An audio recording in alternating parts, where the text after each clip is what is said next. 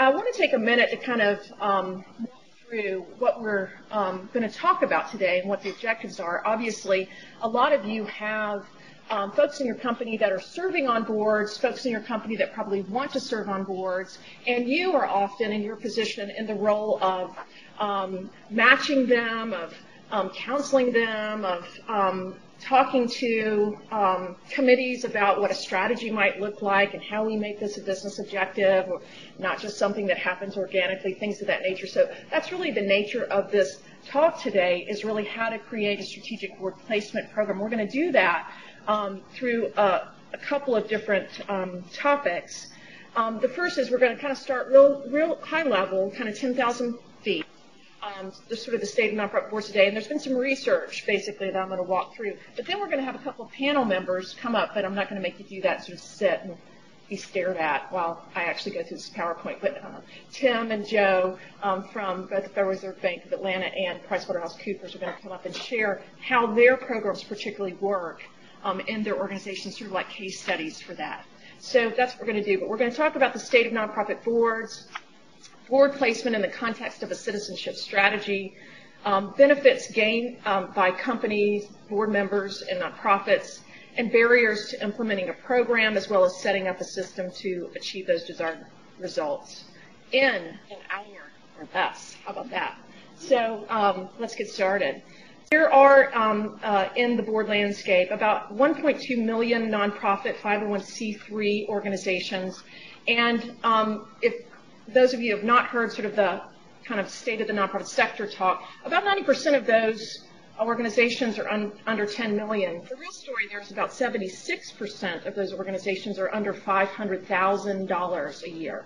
So the vast majority of nonprofits are small. And this is important to understand when you're really thinking about a board placement strategy, because it matters. A lot of people have high tolerance levels for sort of organic organizations, and some people do not. And so when you're placing people on boards, it really does make a difference as to what you're particularly looking at. But in terms of just the overarching strategy, just understanding that there's not, bazillions of huge nonprofits basically in the U.S. at all, but it pretty much looks like that in Georgia as well.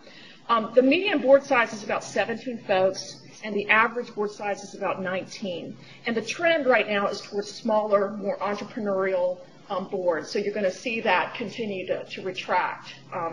Unless it is a purely sort of fundraising board, then you generally will find boards that have like 50 members or things like that, because the objective is to have a lot of relationships that can generate money. Women comprise about 43% of board members, and currently minorities constitute 14% of board members, compared to about 27% of the general population or so. That could be an older statistic, so forgive me if it's not exactly right. 43% were employed by for-profit organizations, and 20% were retired, and 74% of those board members serve on 2 or more boards. And that's a dynamic that you have probably experienced in your company, where somebody will say, I just cannot do another board, because they're already serving on like 2 or 3 boards. And so it really points to the need to get new folks involved in board activities. And 68% serve 3-year terms, so the average term is 3 years.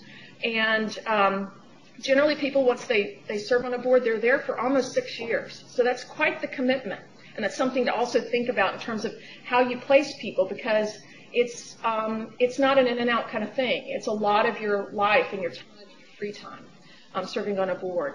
And then most of the boards, about a third or so of the boards, meet monthly. And again, time constraints and things like that, it's very important to understand that the larger the organization, the less the board meetings. You'll find that they meet more like quarterly or something like that. So important.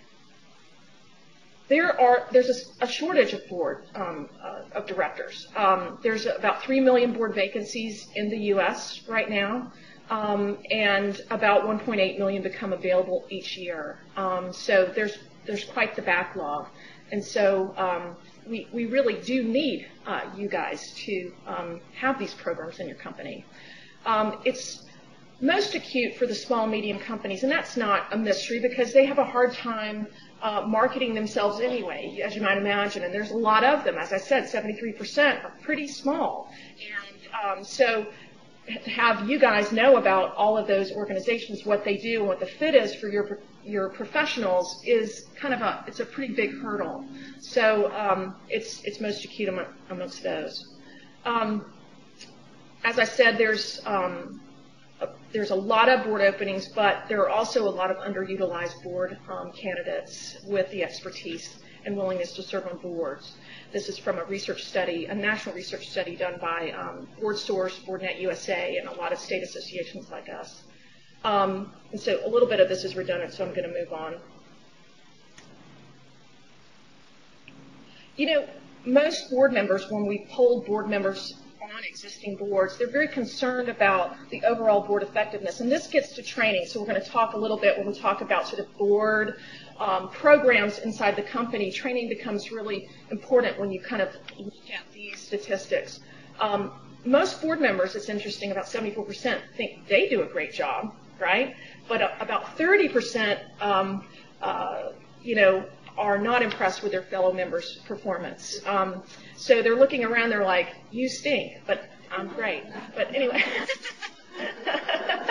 so about 22% of those interviewed believe that recruitment of new and appropriate board members would increase their board effectiveness. So we've got this dynamic of, you know, this recycling of board members, right? I'm serving on 2 and 3 boards, but also boards that hold members for a long time. And that could be because they're having trouble finding that appropriate skill set to put on there, or that person's doing such a great job fundraising or whatever, there's a connection, or it's just such a huge task, frankly, an administrative task to find and cultivate new board members that they don't really have a great system in place to be able to do that, and so they just tend to hold the members that they have. And as you might imagine, you know, you can see the climate that we're in today. You know, new thinking and fresh perspective is really important on a board, and so that turn in the cycle of a board where you might have a class that, you know, kind of goes off and maybe still gives to you but isn't necessarily in the decision making, where you've got new thinking, new perspectives coming in, it's really critical. The same way it's critical to recruit and retain new talent in an organization as a workforce. So 16% believe that increased board development, including orientation, would make the boards more effective.